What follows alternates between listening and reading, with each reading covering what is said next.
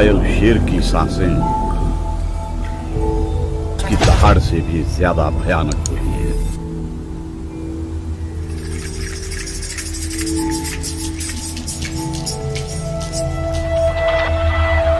लड़ाई में कौन पहले मारता है इससे कोई फर्क नहीं पड़ता। फर्क इससे पड़ता है कि पहले कौन नीचे गिरा। कोमाराम भीम के नाम पर इसलिए रखा गया है जिले का नाम।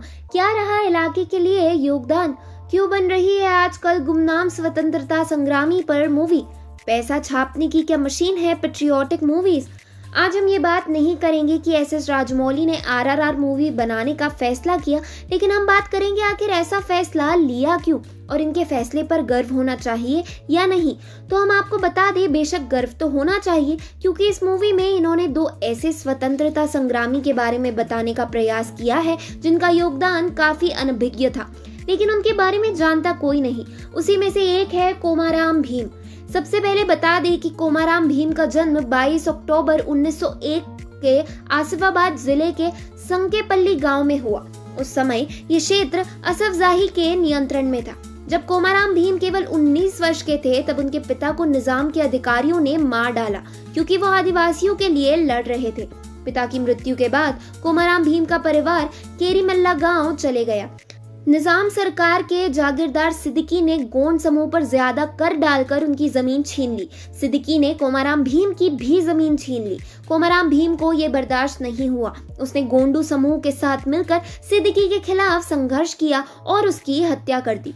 निजाम की सरकार ने कोमाराम को मारने की योजना बनाई। इस बात का पता लगते ही कोमाराम असम चले गए। वहां पर वो चाय और कॉफी के खेतों में काम करने लगे, मगर कोमाराम भीम हमेशा आदिवासियों के बारे में सोचते थे।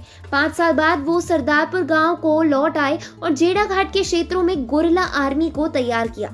जल जंगल जमीन नारे तले गोंड जाति यानी आदिवासियों को एकजुट किया और अपनी एक गोरिल्ला सेना बनाई। इस तरह कोमाराम 12 गांवों में शासन करने लगे। इसके बाद कोमाराम ने 12 गांवों का स्वतंत्रता राज्य बनाने के लिए निजाम को पत्र लिखा। कोमाराम ने 1 सितंबर 1940 को निजाम के साथ चर्चा करने के लिए हैदराबाद आए, लेकिन ये चर्चा असफल रही।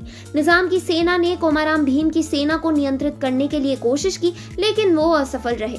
निजाम सरकार ने कोमाराम भीम की सेना को नियंत्रण करने के लिए ब्रिटिश सेना की भी सहायता ली, मगर कोमाराम सेना के सामने उनकी सेना कुछ भी नहीं हुई। कुर्दू पटेल नामक द्रोही ने कोमाराम भीम के साथ विश्वासघात किया और उनका ठिकाना बता दिया। 16 अक्टूबर 1940 आसिफाबाद के जेड़ा घाट में कोमाराम भीम की सेना के साथ निजाम और ब्रिटिश की सेना के बीच लगातार 3 दिन तक लड़ाई जारी रही।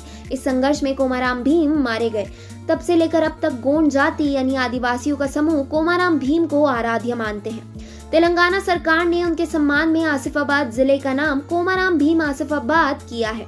तेलंगाना सरकार ने जेड़ा घाट को पर्यटन स्थान बनाने का फैसला किया है और ट्रेबल संग्रहालय बनाने की घोषणा की है।